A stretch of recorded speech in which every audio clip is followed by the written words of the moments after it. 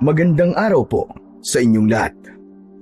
Ang kwentong inyong mapapakinggan ay tungkol sa kambal na magkapatid na sina Miko at Makoy na matagal na nagkahiwalay matapos mag-away at magkahiwalay ang kanilang mga magulang. Lumaki silang magkalayo sa magkaibang mundo, sa magkaibang panahon, ngunit isang trahedya ang muling maglalapit sa kanila. Ang pagkamatay ng kanilang ama, si Mang Lucio. Sa pagbabalik ni Makoy sa kanilang dating baryo, unti-unting nabunyag ang katotohanan sa likod ng sinapit ng kanilang ama. Naghangad ng hustisya si Makoy at upang maisakatuparan ito, kailangan isuko ni Miko ang pinakamahalagang bagay sa kanya, ang mutya ng sinukuan. Sa tulong ng isang matandang albularyo at ni Andoy, sinugod nila ang pinakadelikadong lugar na nasasakupan ng Ilog Darawit, ang lupaing teritoryo ng mga aswang. Makakamit kaya nila ang kanilang layunin na puksain ang mga nilalang ng dilim, o muli kayang masusubok ang samahan ng kambal? Isa pong paalala, sadyang binago ng inyong lingkod ang mga pangalan ng mga lugar at ilang tauhan sa kwentong ito upang maprotektahan ang pagkakakilanlan ng mga tunay na taong nasangkot.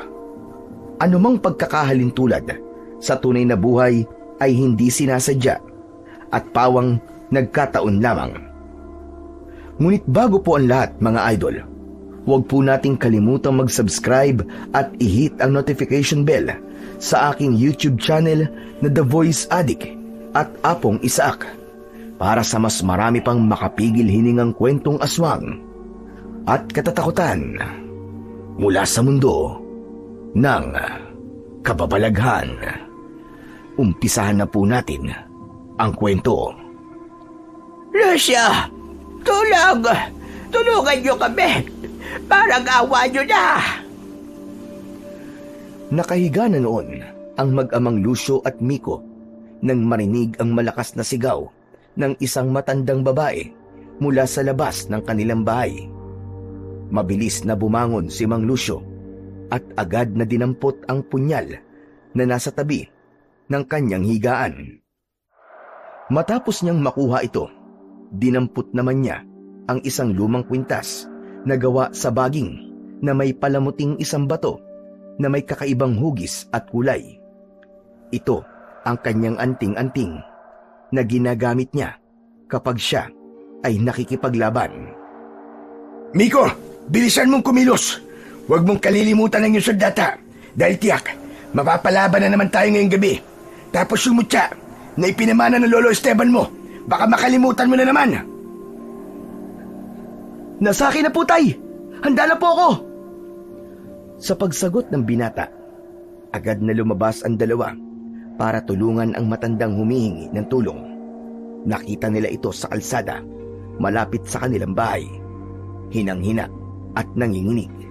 Paulit-ulit pa rin itong humihingi ng saklolo. Namamagana ang mga mata nito sa kakaiyak. Kapansin-pansin ang mahahabang kalmot sa katawan nito, mga sugat at halos maligo na sa sarili nitong dugo. Maawa na kayo! Tulungan niyo kami! Tulungan niyo kami, parang awa niyo na! Lola, ano po nangyari sa inyo? Sinugod ng mga aswang ang baryo namin. Wala silang pinatawan. Lahat ay pinatay nila. Ang mga anak at apo ko, wala nang natira. Mga demonyo sila. Ano? Mga aswang po? Oo, ang dami nila. Pinatay nila ang halos lahat ng tao sa baryo namin. Wala silang awa. Dinamay nila ang lahat. Nakakatakot. Masakir. Masakir ang nangyari sa inyo. Pero bakit, Lola? Para gawa niyo na. Tulungan niyo ako. Baka sakaling may buhay pang natira doon. Saka gusto kong mabigyan ng gustisya yung pagkamatay ng mga tao doon. Huwag niyo po munang isipin yan. Tara na po muna sa bahay. Kailangan niyo magpahinga at magamot ang mga sugat niyo. Pero tay, paano po kung totoo yung sinasabi ni Lola? Na baka may natira pa sa baryo nila. Baka kailangan po nila ng tulong. Alam ko yun, anak. Pero hindi rin tayo pwedeng sumugod doon nang walang konkretong plano. Maraming aswang ang kakalabanin natin. Lucio, tama ang sinabi mo. Napakadami talaga nila. Nakakatakot. Huwag na ho kayo matakot. Ligtas na ho kayo dito sa lugar namin. Maaari ko bang malaman kung anong baryo ang tinutukoy nyo? Diyan, sa direksyon Pakanluran, kung saan matatagpuan ang ilog ng Darawit. Darawit? Tama bang narinig ko? Oo, Lucio. Darawit nga. Pero, bakit kayo inatake ng ganong karaming aswang? Meron na naman bang tumuntong o tumawid sa ipinagbabawal na lugar? Wala, Lucio. Wala. Walang nagangahas sa amin na tumawid sa kabila ng ilog. Imposibleng meron dahil alam ng mga tao sa amin na delikado yon at hindi dapat. Saka may bantay doon at alam naming kasumpa-sumpa ang lugar yon. Kung ganun, ano na naman kaya ang dahilan? O siya, tara na po muna sa bahay. Gagamutin ko muna ang mga sugat niyo. Umuwi sila Mang Lucio at Miko, kasama ang matandang babae. Sa loob ng bahay, kaagad na kinuha ni Mang Lucio ang kanyang mga halamang gamot, langis at lumang kahon ng mga anting-anting. Maingat niyang hinugasan ang mga sugat ng matanda gamit ang pinakuluang dahon ng bayabas. Pinahiran niya rin ito ng langis mula sa buntot ng isang sawa na nakalublob sa langis ng nyog ng 7 taon. Mabisa itong panlaban sa kamandag o lason na nagmula sa mga kagat o kalmot ng aswang. Pinainom din niya ito ng 1 tasa ng tsaa para pampakalma. Nang matapos yun, naupo si Mang Lucio sa tabi ng kanyang anak at doon nagsimulang magbukas ng saloobin si Miko. Tay, sandali lang, paano yun? Wala ba tayong gagawin? Hindi madali ito, anak. Ang mga aswang sa kabila ng ilog Darawit, di sila basta aswang lang. Mababangi sila at walang awa kung pumatay. Kung ganun, hayaan na lang ba natin? Paano tay kung muli na naman silang sumalakay sa ibang baryo? Hayaan na lang ba natin silang patayin ng mga tao kung kailan nila gustong patayin? Na parang wala lang sa kanilang ginagawa nila? Tay, hindi ba't may kasunduan? Wala nang pakialamanan. Kanya-kanyang teritoryo. Tao sa tao. Aswang sa aswang. Alam mo, anak, maski may kasunduan, posible pa rin talaga ang mangyari ang ganito. Tulad ng sinabi ng Lolo Esteban mo noon, hindi dapat pinagkakatiwalaan ng lahi ng mga yan. Traidor sila, anak. Traidor ang mga aswang. Grabe. Mga demonyo sila. Ang sasama nila, tay. Pero wala ba talaga tayong gagawin? Wala na ba tayong laban?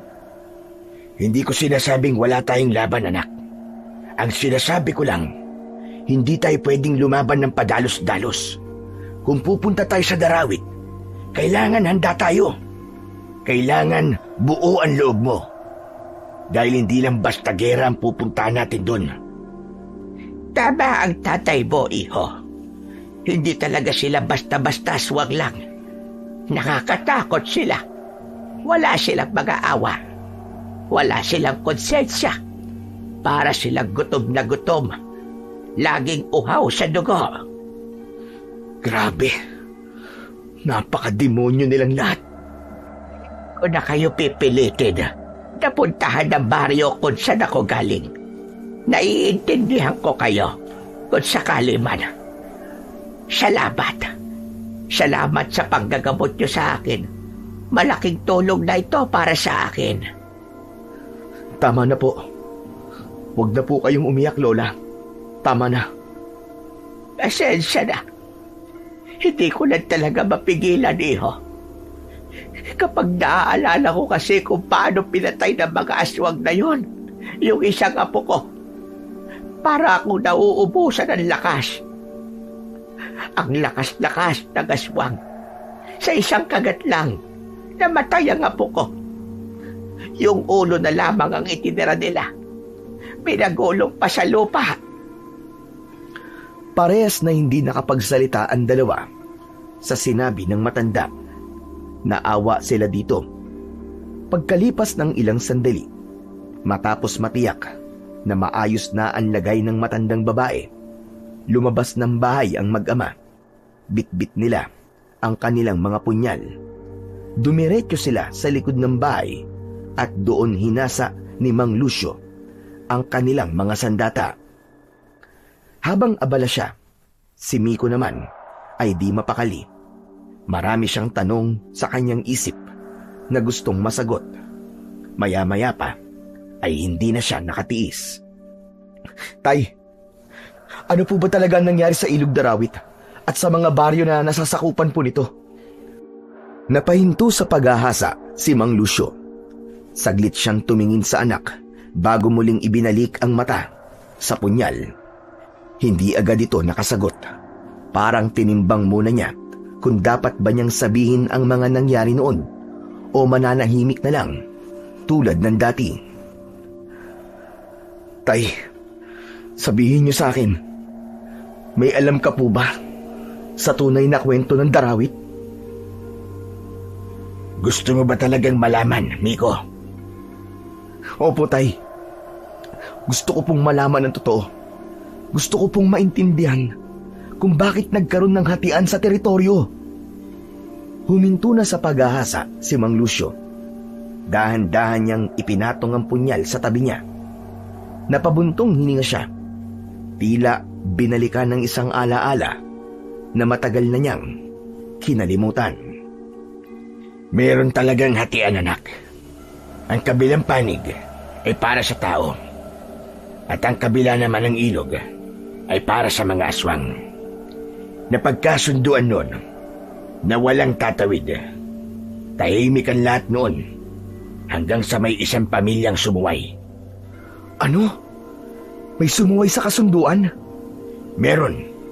May isang pamilyang dayong naninirahan sa isang baryo na nasasakupan ng Ilog Darawit. Noong una, tahimik at payapa lang ang kanilang pamumuhay. Pangingisda ang trabaho ng lalaki. Tapos po, ano pong nangyari?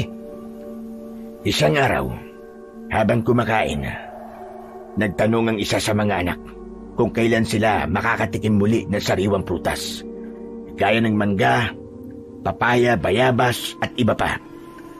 Sa kasamaang palad, ang mga puno't halaman sa paligid nila ay namatay na at ang iba natutuyo na, kaya walang bunga. Alam ko na yan. Siguro dahil sa hiling ng mga anak niya, kaya siya naganap doon sa kabilang ibayo. Tama ka, anak. Dahil sa kagustuhang mapagbigyan ng kanyang mga anak, tumawid siya ng ilog. Pagdating niya sa kabila, laking tuwa niya nang makitang hitik sa bunga mga puno at halamang naron. Mataba ang lupa at basa, hindi tulad sa lugar niya, natuyot at parang isinumpa ang mga halaman at puno. Agad siyang namitas ng mga prutas doon, kahit hindi niya alam kung sino ang may-ari. Ano pong sunod na nangyari, Tay? Nahuli po ba siya? Oo, anak, nahuli siya. Nakita siya nung may-ari. Pero alam mo bang hindi siya sinaktan? Bagkus, binigyan pa siya ng karagdagang prutas at gulay. Pero kapalit nun, ang isang pangako na hindi na siya uulit at wag nang babalik. Hulaan ko, Tay. Bumalik po siya, no? Tumango si Mang Lucio at nagpatuloy sa kanyang kwento. Ayon dito, ilang araw lang ang nakalipas, bumalik ang lalaki at kasama pa nito ang kanyang buong pamilya. Hindi niya sineryoso ang pangako niya sa may-ari ng lupa. Wala siyang pakialam basta mapagbigyan lang ang hiling ng kanyang mga anak. Tumawid sila sa kabilang ibayo, namitas ng mga prutas at yung iba ay doon pa kinain sa mismong lupain. Masaya sila at busog na busog. Hindi nila namalayan na mabilis na lumipas ang oras. Inabot sila doon ng dapit hapon at nang babalik na sila sa kabila, laking gulat nila dahil wala na ang kanilang balsa. Inisip nilang baka naano dito sa kung saan. Ibig sabihin po, Tay, doon na sila inabot ng gabi? Nakauwi po ba sila ng ligtas? Mukhang pasaway nga ang lalaking yun. Hindi man lang siya natakot sa banta ng may-ari. Oo, pero di ko rin siya masisisi.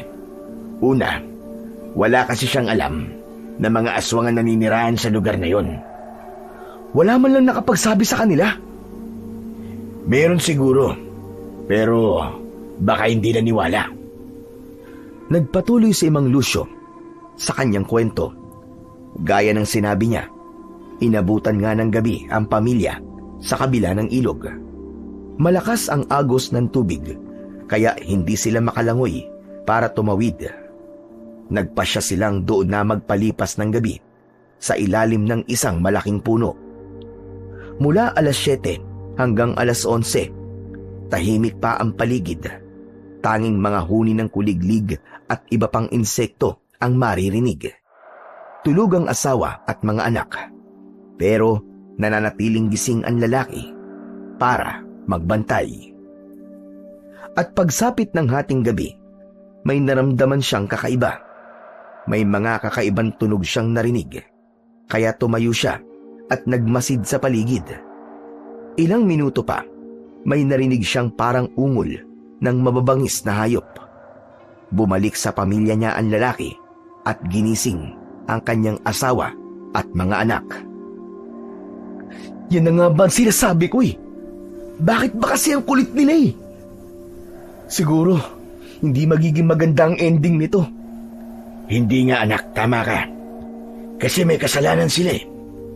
May batas silang nilabag at kailangan nilang pagbayaran ang kasalanan yon. Ano pong susunod na nangyari, Tay? Bangungot, anak. Isang bangungot. Sinubukan nilang tumakas, pero yung mga aswang nakasunod na sa kanila. Naku, nakakatakot naman. Unang inatake ng mga aswang ang mga anak ng lalaki. Wala silang nagawa laban sa mga matutulis na kuko ng mga halimaw. Isa-isang nasawi ang mga bata. At pagkatapos mapatay, agad silang nilapa. Nang wala nang natira sa mga anak, sunod naman nilang pinatay ang asawa ng lalaki. Kinain talaga yung buong pamilya niya, Tay. Grabe, ang sama-sama naman nila. Hindi naman sapat na kabayaran yun para lang sa ilang piraso ng prutas na kinuha nila. Oo, pero di pa doon nagtatapos. Hindi pa tapos ang bangungot niya. Talaga po? Pagkatapos ng madugong pangyayari, lumapit sa kanya ang pinuno ng mga aswang. Akala niya siya na ang susunod. Ngunit hindi siya pinatay ng mga aswang. May tradisyon kasi ang mga ito na kapag may mga ginawa silang pagpatay, nag-iiwan sila ng isang buhay. Pinalaya nilang lalaki at hinayaang mabuhay sa takot, sa sakit at panginayang. Kawawa naman talaga siya. Kaya lang, kung sana nakinig siya nung una, hindi sana mangyari ang bagay na yun. Pero, mga demonyo talaga sila. Wala ba silang konsensya? Bakit po kayo tumatawa, Tay? Pasensya ka na, anak. Pero mukhang di mo pa nga kabisado ang mga aswang. Po? Ang mga aswang ay hindi tao. Hindi sila katulad natin na may puso at konsensya. Para kasi sa kanila, ang lupain nila ay sagrado. At ang sino mang lalabag ay may katumbas na kaparusahan. Pero tama ka. Mali na buhay ang naging kapalit ng pagkakasalang yon. Tumango-tango si Miko, hindi makapaniwala sa kalupitan ng mga aswang. Tapos tay, ano na pong nangyari? Nakauwi yung lalaki at nagsumbong ito sa mga albularyo. Tapos para maiwasan ang paglala ng sitwasyon, bumuo ng lupo ng mga albularyo. Sama-sama silang nagpunta at tumawid sa ilog. At kasama ako doon, anak, at ang lolo Esteban mo. Nakipag-usap kami ng maayos. Nung una ayaw nila. Gera talaga ang hanap nila. Pero handa rin kami ng mga oras na yun. Pinakita namin na mas malakas kami kaysa sa kanila. Kaya nagpatuloy ang usapan. Astig ah! Hindi talaga kayo nagpatalo? Ganun talaga, anak. Kailangan sa ganung usapan, dapat may tapang ka. Talo ka kapag mahina ang loob mo. Sa bagay, kailangan talaga ng tapang para hindi ka maapi. Pero nung nangyari sa pag-uusap ng mga albularyo at ng mga aswang, tay, doon namin nalaman yung totoong dahilan kung bakit gano'n na lang sila kabrutal gumante. ibig sabihin, di lang talaga to tungkol sa mga prutas? Tama ka, anak. Hindi lang to tungkol sa mga prutas. Dahil ang totoo niyan, maraming kulang sa kwento ng lalaki. Yun lang pabor sa kanya ang sinabi niya sa amin. Nung nakausap namin yung may-ari ng lupain, sinabi nitong may mas malalim na dahilan. Pinaslang ng lalaki ang asawa niya. Nung unang beses na napadpad dito sa lugar nila, saka lang nila nalaman yun nang makaalis na ang lalaki. Diyos ko, totoo ba yan? Bakit niya pinatay? Yung babaeng unang nakakita sa kanya, nagkaroon sila ng komprontasyon. At dahil di raw pumayag ang babae na pagnakawan sila, sinaktan niya to hanggang sa mapatay. Ang sama rin pala niya. Hindi lang basta nagnakaw, nakapatay pa. Kaya nga eh. Pero yung gusot na yon, naayos na namin eh. Nagkaroon kami ng mas pinatibay na kasunduan na wala nang tatawid ulit sa lugar nila. Simula nun, mas naging malinaw ang hangganan. Respeto sa teritoryo ang naging susi para matapos na ang gulo. Mabuti po at pumayag sila ng ganun kadali. Wala naman silang magagawa eh. Malilipol sila kung di sila susunod. Sabi ko nga, mas malakas ang puwersa ng mga albularyo. Saka, takot sila sa lolo mo dahil nasa kanya ang isa sa pinakamalakas na mutya laban sa mga aswang. Tay, sa palagay niyo po, bakit po sila sumasalakay ulit? May tumawid na naman po kaya? Posible yan, anak. Pero ang pinag-aalala ko, baka ang isang dahilan kaya sila sumasalakay at pumapatay dahil patay na karamihan sa mga albularyong kausap nila. Baka nalaman nilang patay na ang lolo Esteban mo. Ngayon sila nang tumatawid sa ilog para pumatay. Sa tingin niyo po, yan talaga ang dahilan, tay? Hindi ko alam, anak. Yun lang ang hinala ko. Kaya siguro malakas na ang loob nila. Kasi alam nilang mahina ng depensa ng mga tao. Saglit na tumahimik ang dalawa. Tapos na si Mang Lucio sa paghahasa sa kanyang punyal. Dahan-dahan niya itong ibinaba sa tabi niya. Tinignan niya si Miko ng matagal. Seryoso ang muka. Handa na ang mga sandata natin. Ikaw, handa ka na ba? Kahit anong oras, tay. Handa ako. Mabuti kung ganun. Tumayo ka na dyan. May oras pa tayo para puntahan yung baryo ng matanda. Sige po. Naghanda na ang mag-ama. Matapos magpaalam sa matandang babae, binikbit nila ang mahalaga nilang gamit. Dala nila ang mas pinatalas na mga punyal. Si Miko, may hawak na sulok at tali panggapos kung sakaling may mahuli sila. Agad silang umalis, tahimik na naglakad, magkasunod sa isang makitid at masukal na daan. Madilim ang paligid, natatakpan ng mga malalapad at malalaking dahon ang daan. Ilang sandali pa ay narating na nila ang baryo. Agad silang sinalubong doon ng isang nakakabinging katahimikan.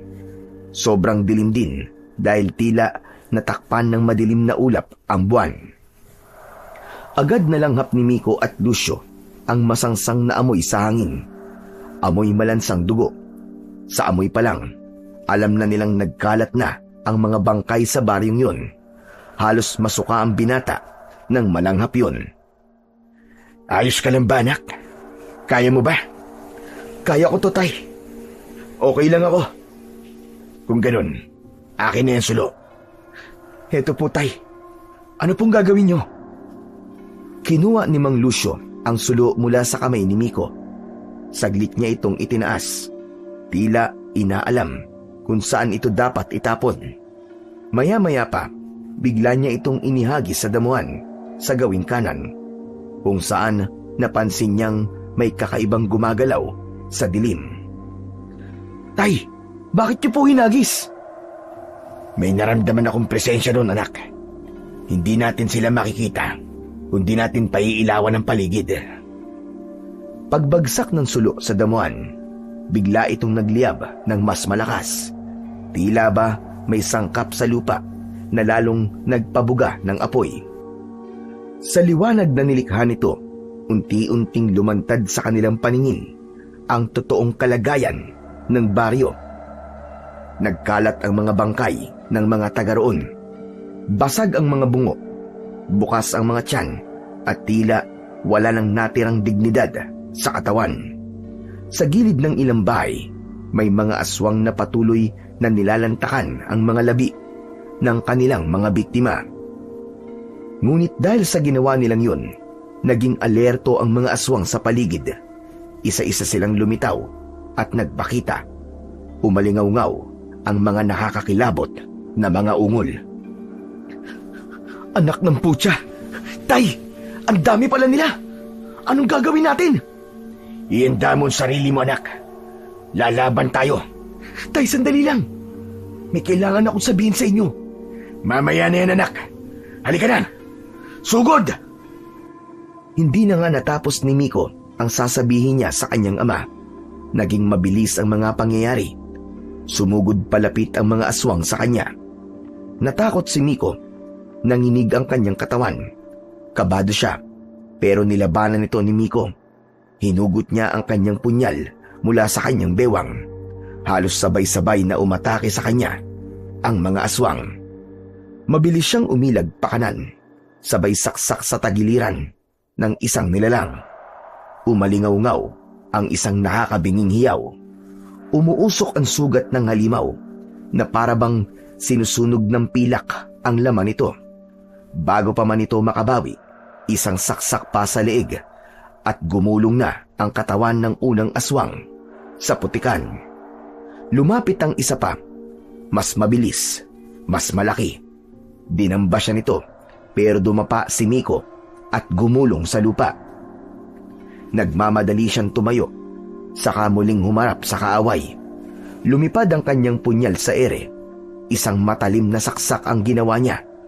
Napaatras ang halimaw, ngunit hindi ito agad bumagsak. Napahiyaw ito sa galit at sinugod siya uli. Anak! Atras ka! Agad na sinalubong ng matandang lalaki ang aswang at sinaksak ito sa dibdib. Patay ang aswang. Salamat, Tay. Huwag kang papakampante, anak. Kailangan mong gamitin ang lahat na natutunan mo sa lolo mo. Opo, Tay. Sa puntong yun ay mas naging madugo at mabangis ang labanan. Isa sa mga aswang ang lumipad sa ere at bumagsak malapit kay Miko. Kinagat niya ito sa braso.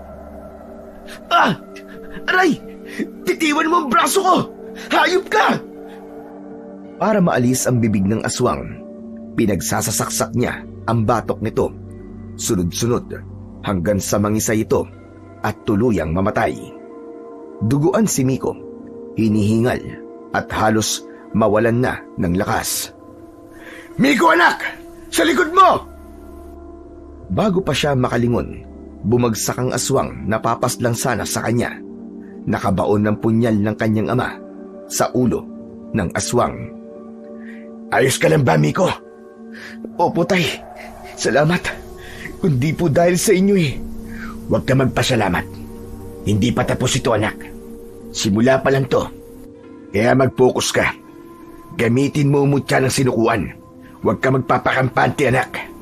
Opo, tay. Huwag kang matakot. Dahil nasa iyo ang pinakamalakas na mutya. Tay! Tay!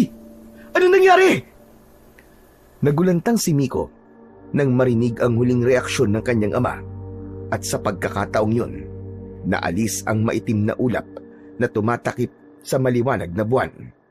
Mas lumiwanag na ang paligid ngayon.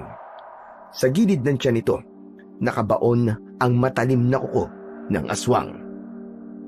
Pagkaraan ng mabilis na sandali, sumuka na ito ng dugo habang unti-unting napapaluhod sa lupa. Miko, tulungan mo ako. Gamitin mo ang gintong mutya na nasa iyo.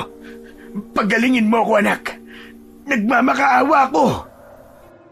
Tay! Tay! Mabilis na lumapit si Miko. Sinapo ang katawan ng ama. Himala namang tumigil sa pag-atake ang mga aswang. Pinanood lang sila. Yung mutya ng lolo mo, anak. Pagalingin mo ako. Bilisan mo. Hindi po pwede, tay. Bakit, anak? Bakit? Pasensya na po.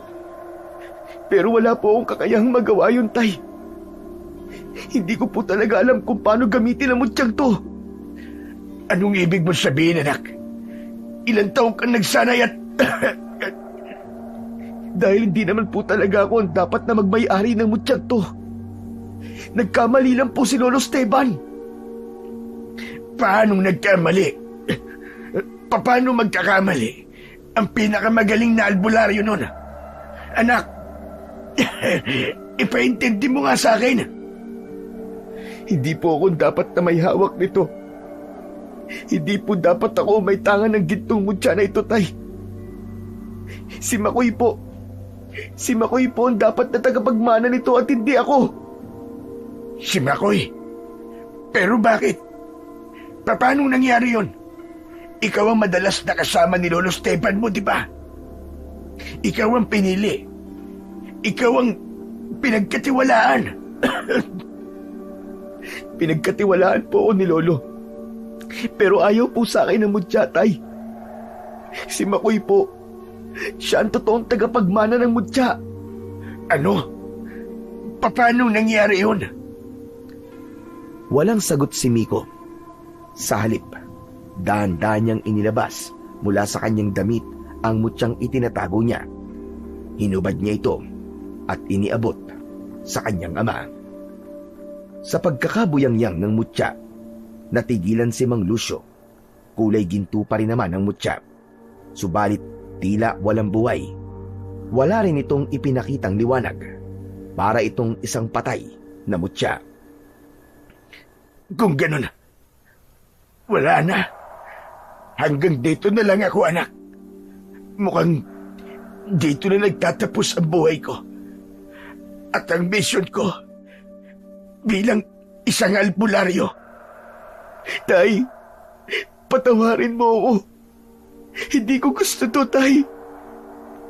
Patawad! Hindi na natapos ni Miko ang sasabihin. Itinaas ng kanyang ama ang kamay nito at marahang itinapat sa pisngi ng kanyang ama para pigilan siya. Nanginginig at nanlalamig na ang mga kamay nito. At matapos sa pisngi, bumaba ito sa kamay ni Miko. Wala kang kasalanan, anak. Hindi ka nagkamali, Miko. Umubo si Mang Lucio. May kasamang dugo ang kanyang laway. Pilit pa rin siyang nagsalita kahit bakas sa boses ang sakit at hirap. Magaling ka. May mutya man o wala. Nakita ko, anak. Kaya akuin mo ulit ang mutya. Itago mo. Napapikit si Mang Lucio. Saglit na nagpahinga.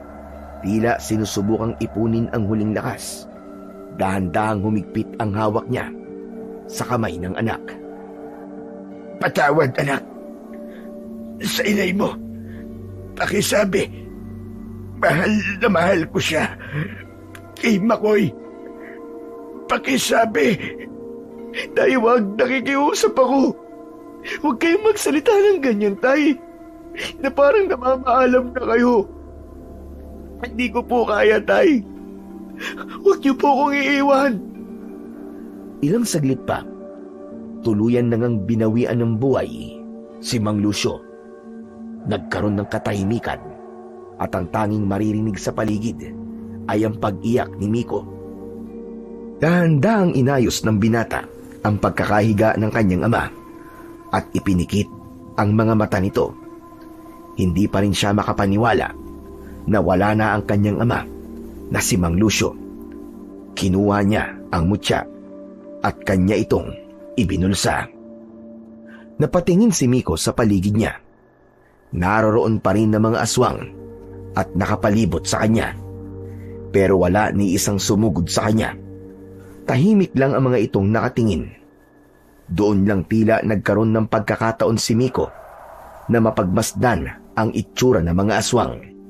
Ang kanilang anyo ay parang galing sa pinakamasamang bangungot. Ang ilan sa kanila ay nakayuko. Nanginginig ang mga payat na katawan na parabang gutom na gutom. Mahaba ang kanilang mga liig na halos nakauslina ang buto sa balikat. Para silang mga bangkay na muling bumangon sa hukay. Mahaba ang kanilang mga braso at matutulis ang kanilang mga kuko na parang kutsilyo. Ang ilan naman ay halos walang muka na parang natunaw na laman. Naiwan na lang ang hungkag at mapupulang mga mata. May isang lumapit at tumayo malapit sa kanya. Matangkad ito, tuwid ang tindig, ngunit ang balat nito ay parang natuyong kahoy. Tulad ng ibang aswang, hindi ito kumikibo at hindi rin umaatake. Ngunit maya-maya pa ay tumawa ito ng malakas. Nakikiramay ako sa pagkamatay ng tatay mo. Sa wakas, namatay din. Anong sabi mo? Iniinsulto mo ba ang bangkay ng aking ama? Bakit ka tumatawa? Ano ka ba naman? Ngayon ka lang ba nakakita ng isang nakikiramay na masaya? Masaya ako kasi natapos na rin sa wakas ang panggugulo ng tatay mo sa amin. Kaya heto ko, nagpapasalamat ay nakikiramay pala. Hindi niya kayo ginugulo. Ginagawa lang niyan tungkulin niya bilang isang albularyo. Ang magligtas ng mga taong sinasaktan niyo. Oo, patay na siya. Pero hindi mababawasan yun yung dangal niya. Hindi katulad mo. Buhay ka pa. Pero bulok na ang kaluluwa mo. Kung meron man. Ayos matapang ka bata. Alam mo, gusto ko yung ganyan. Mas masarap kang paglaruan. Ang sama nyo. Napakasama nyo. Paano nyo nasisikmurang pumatay ng mga inosente? Wala na ba kayong konsensya? Konsensya? Nilalamon ko na ang mga bangkay. Tapos itatanong mo sa akin kung paano ko nasisikmurang pumatay ng inosente. Ang cute mo namang magtanong. Para kang bata sa unang araw ng klase. Puro ng tanong na wala namang silbi.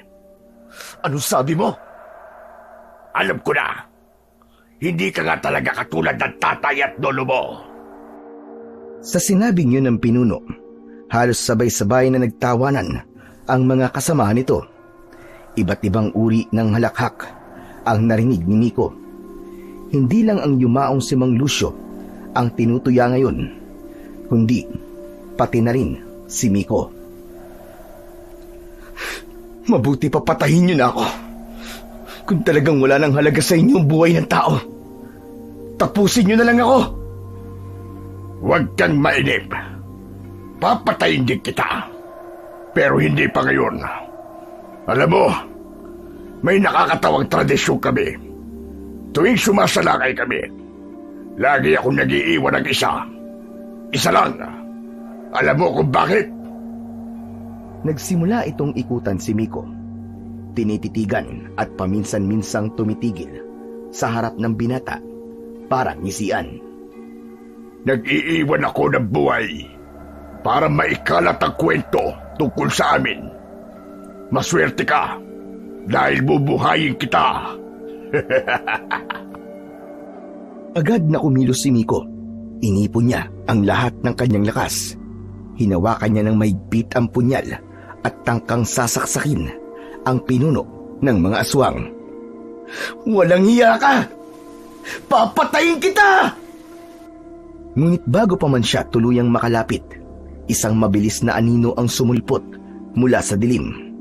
Isa itong aswang na may mahahabang braso, matatalas na kuko at balat na parang pinagsamang paniki at tuyong kahoy. Wala itong sinayang na sandali. Sinunggaban nito ang ulo ni Miko at buong lakas na itinulak siya pabagsak. Tumama ang ulo niya sa matigas na bato. Bumagsak ang binata doon mismo sa tabi ng bangkay ng ama. Unti-unting lumabo ang kanyang paningin. Narinig pa niya ang boses ng nanunuksong aswang. Wala kang laban sa amin, binata. Isa ka lang huwad na mandirigma. Simula sa araw na ito, hindi kami titigil. Uubusin ko ang lahat ng taong naninirahan sa mga baryong nasasakupan ng ilog Darawit. At wala na makakapigil pa sa amin. Hindi na nakakilos pa si Miko. Ang tinig na yon ng pinuno ay unti-unti nang naglao sa kanyang pandinig. Nakita pa niyang naglakad na palayo ang mga aswang. Ngunit bago pa siya tuluyang mawalan ng malay, may nakita siyang isang matandang lalaki na nakatago sa puno. Ngunit hindi niya ito kilala. Pumikit na ang kanyang mga mata. Makalipas ang ilang araw, sa wakas ay muling nagmulat ng mga mata si Miko. Una niyang naramdaman ang bigat ng kanyang katawan at ang sakit sa ulo. Mabagal siyang nag-inat at tumingin sa paligid. Parang pamilyar sa kanya ang lugar. Nasa loob siya ng isang simpleng kubo. Ngunit ang mas nakaagaw ng atensyon niya ay ang lalaking nakaupo sa tabi niya. May hawak na basang tela. Andoy! Oh, buti na lang gising ka na. Akala namin hindi ka na magigising, tol eh. Hindi makapaniwala si Miko. Buhay pa siya. At sa lahat ng sakit, takot at alaala ng pagkamatay ng kanyang ama, hindi niya akalaing magigising pa siya ng buo. At higit sa lahat, hindi niya inaasahan na ang unang muka na masisilayan niya sa muling pagdilat ay ang kanyang kaibigan at kababatang si Andoy. Kumusta? Ano nang nararamdaman mo? Medyo mabigat pa ang katawan ko at masakit ang ulo ko. Ayos lang yan. Ang mahalaga, gising ka na. Pero kailangan mo lumakas kagad, tol. Para makita mo pa si Tatay Lucio bago siya ilibing. Ha? Libing? Anong... Teka, ilang araw na ba akong tulog? Halos 5 araw ka na rin tulog, tol. Hindi kinaya ng katawan mo eh. Siguro dahil sa pagod, sa sakit, saka sa bigat na mga nangyari. Ang dami mong ininda, tol. Nasaan si tatay? Sa bahay niyo naganap yung burol. Huling araw na ngayon. Tumulong ang mga kapitbahay natin. Alam na namin lahat na nangyari kasi sinabi ng matandang babae sa amin kung ano ang ginawa niyo. Biglang nalungkot ang mukha ni Miko. Muling nagbadya ang pagtulo ng kanyang mga luha. Wala na talaga si tatay. Ang sakit, tol. Para kasing ang bilis. Parang kahapon lang kasama ko pa siya. Oo nga Ang bilis ng mga pangyayari. Pero kailangan mo lumabas kahit saglit lang. Bigyan mo ng respeto si Tatay Lucio. Alam kong kahit papano, gusto mo siyang makasama sa huling sandali. Siyempre tol, gusto ko siyang makasama. Pero, nasan ba ako? Andito ka sa bahay namin, tol. Paano niyo ako nakuha? Nung malaman namin na sumugod kayo sa isang baryo na nasasakupan ng Ilog Darawit, sumunod kagad kami doon nang sumikat ang araw. At doon na nga namin kayo nakita. Kung ganun, salamat, Andoy. Walang anuman, tol. Kaya mo na bang maglakad? Aalalayan na lang kita para makauwi ka sa inyo. Kaya ko naman siguro, tol. Nangihina lang talaga ako. Parang wala akong lakas. Normal lang yan. Ilang araw kang walang kain walang galaw. O siya, tara na. Dahan-dahan lang tayo. Salamat, tol ha. Kung wala ka siguro, baka di ko kinaya lahat to. Wala yun. Tara na. Puntahan na natin ang tatay mo. Tara. Dahan-dahang inilalayan ni Andoy si Miko palabas. Mahina pa rin ang kanyang katawan. Nanginginig ang tuhod sa bawat paghakbang, pero pilit niyang kinakaya para lang makita sa huling pagkakataon ang kanyang ama. Pagdating nila sa tapat ng bahay, humigpit ang kapit ni Miko sa balikat ng kanyang kaibigang si Andoy.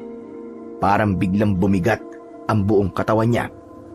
Ramdam na ramdam niya ang paninikip ng kanyang dibdib. Parang may kung anong bumabara sa lalamunan niya. Hindi siya umiiyak ng malakas, pero kusa na lamang tumulo ang luha sa kanyang mga mata nang makita niya ang kabaong na nasa loob ng kanilang bahay. Parang huminto ang oras ni Miko, lalo na nang makalapit siya at makita ang labi ng kanyang ama. Hindi niya napigilang mapaluhod sa tabi ng kabaong. Hawak-hawak niya ang gilid nito habang nakayuko at saka siya napahagulgol. Tay, patawarin niyo ako. Kung di ko kayo nailigtas. Mahal ko kayo, Tay. Mahal ko kayo. Napatingin si Andoy sa kanya, pero wala na ring nasabi. Alam niyang wala siyang pwedeng sabihin para mabawasan ang sakit na nararamdaman ng kaibigan. Kaya imbis na magsalita, marahan niyang tinapik si Miko sa balikat at nanatiling nasa tabi lang nito. Huwag kayong mag-alala, Tay. Gagantihan ko sila. Babalikan ko yung mga aswang na pumatay sa inyo. Hindi man ako yung albularyong inaasahan yung magiging ako.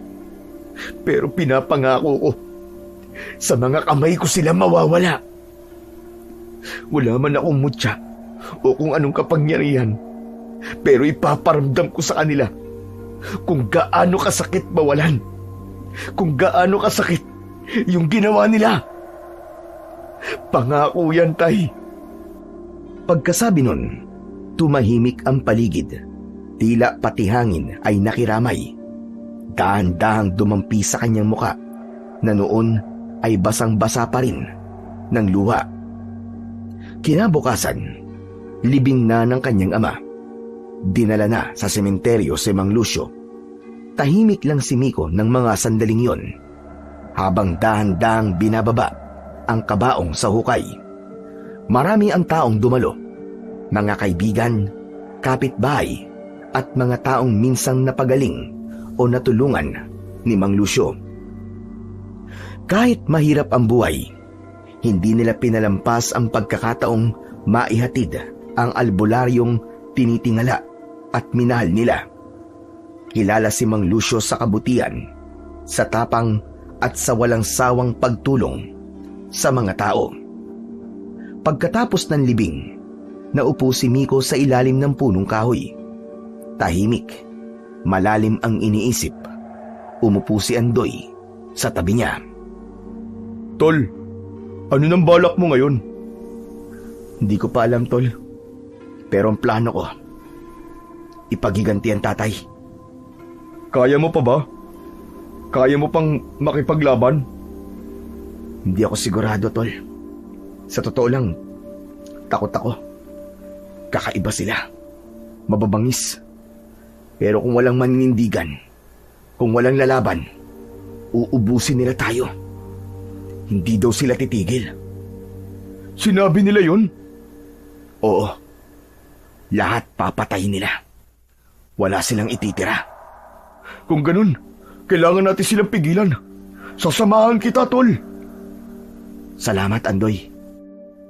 Pero, parang nag-aalala ako, Miko. Bakit naman? Di ba, may mga anting-anting na kayo at mga sandata pero natalo pa rin nila si Tatay Lucio. Ikaw, wala kang nagawa, di ba? Kakayanin ba natin dalawa? Nang marinig ni Miko ang sinabi ng kaibigan niyang si Andoy, nagkaroon siya ulit ng pagdududa sa kanyang sarili. Nalito siya. Alam niyang may punto ang kaibigan niya. Nalungkot siya sa katotohanang sinabi nito. Naisip niyang bigla na baka nga hindi sapat ang mga mutya o anting-anting lang o mga sandata. Dahil malalakas ang mga ito at mapaminsala. Habang iniisip ang sinabi ni Andoy, ramdam niya ang sakit at pagsisisi. Tila siya nawalan ng pag-asa. Nagpatuloy siya sa pag-iisip. Naputol lamang yon nang mapansin niyang kanina pa pala nagsasalita ang kaibigang si Andoy. Anong masasabi mo ron, Tol? Saan? Sa mga kalaban ba? Oo, Andoy. Malalakas sila at... Kanina pa usapan yan eh. At sinasabi ko ngayon nagpadala kami na sulat sa nanay mo at sa kambal mo na si Makoy. Ano? Sinulatan niyo sila? Kailan? Nung nakaraang araw lang eh. Sakto naman may kamag-anak ako na papunta nun mismo sa lugar nila kaya pinadala ko na.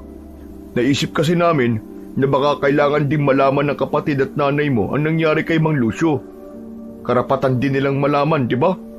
Kaso, hindi na rin sila umabot eh. Hindi umabot? Ang sabihin mo, baka wala talaga silang balak magpunta. Ha? Bakit hindi naman sila pupunta? Tatay din naman siya ni Makoy. Oo, tatay nga din niya. Pero kasi, grabe yung naging away ng nanay at tatay ko nun eh. Kaya, imposible na pumunta sila. Ganun ba? Talaga nga bang malaki ang galit nila sa inyo? Ano ba kasing nangyari sa pamilya nyo?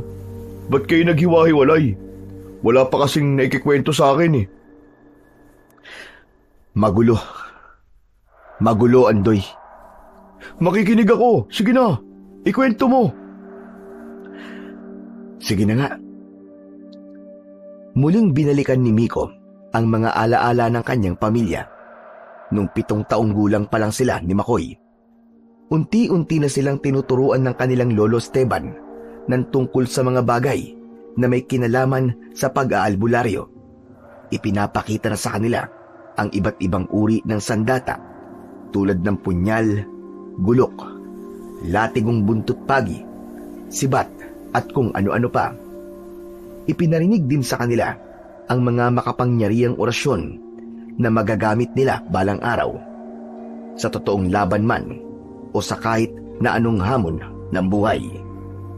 Bukod dito, ipinakita rin sa kanila ang mga mutya at anting-anting na may kanya-kanyang kapangyarihan. Depende ito sa taong may hawak, sa sitwasyon at sa pinagmulan ng mutya. Isa sa pinakamahalaga ay ang tinatawag na gintong mutya ng sinukuan na nakukuha sa bundok ng Arayat. Kung hindi ako nagkakamali, Tol, yan ang mutyang suot-suot mo ngayon. Tama ba? Oo, Tol. Pero hindi sa akin. Kay Makoy talaga ang mutyang to. Ano? Kay Makoy ang mutya na yan? Paano nangyari yun? Di ba sa'yo ipinamana ng lolo mo yan? Oo, sa akin to pinamana. Kasi akala niya may kakayahan ako magtangan ng mutya. Nilinlang namin siya ni Makoy. Ano ka mo? Nilinlang nyo? Paano mo naman nasabi? Muling nagpatuloy si Miko sa pagsasalaysay. Tunay ang sinabi nitong siya ang pinakaaktibo noon sa tuwing nagtuturo ang kanilang lolo Esteban. Sa tuwing sila nga ay magtutungo sa mga liblib na lugar, siya itong labis na nakikinig ng mabuti. Samantalang tila wala namang pakialam ang kambal niyang si Makoy. Ngunit kahit ganon si Makoy, alam na ni Miko na may kakaibang kakayahan ang kanyang kakambal. Matalino ito, mabilis kumilos at madiskarte. Ito ang laging nakakaligtas kapag sinusubok sila ng kanilang lolo Esteban. Doon na rin nagsimulang makaramdam si Miko ng konting inggit. Naiinis siya dahil tuwing si Makoy ang bumibigkas ng orasyon, agad itong gumagana. Samantalang kapag siya ang sumusubok, para lang siyang bumubulong sa hangin. Wala man lang epekto.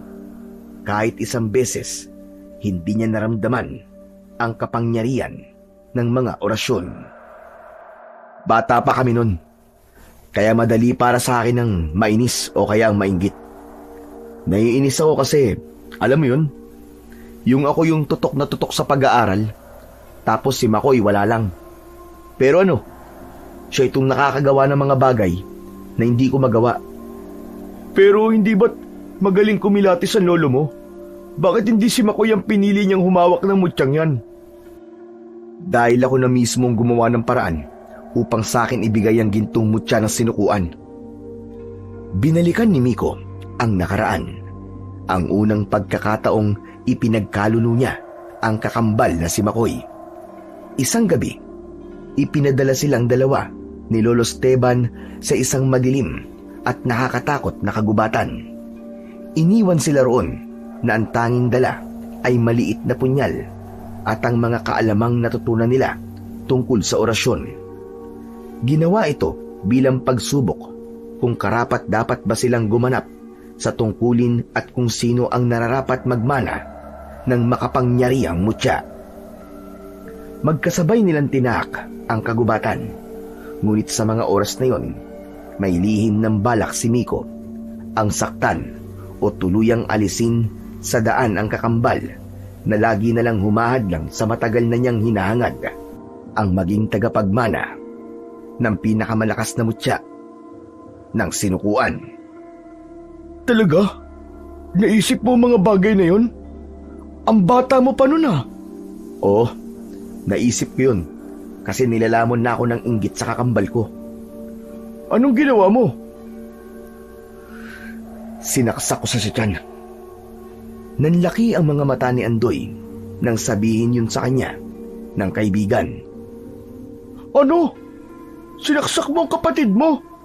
Mabutit di mo siya napatay. Kaya nga eh. Mabuti di masyadong malalim ang pagkakasaksak ko. Nung nakita ko na siyang duguan, umuwi na kami. Tinulungan ko siya para madala kagad kay Lolo Esteban at magamot. Oh, tapos? Hindi niya ako sinumbong. Talaga? Oo. Ang sabi niya sa lolo ko, nasaksak siya at ako nagtanggol sa kanya. Pinagtakpan ka pala niya. Tama ka. Hindi niya ako binuko. Pero, grabe, ang laki na naging pagbabago mula nang mangyari yun. Dahil muntik nang mapahamak si Makoy, hiniling ni nanay na wag na kami magpatuloy sa pag-aaral tungkol sa mga gawaing albularyo. Ang gusto na ni nanay na mangyari, maging ordinaryong bata na lang kami. Pero hindi naman pumayag si tatay.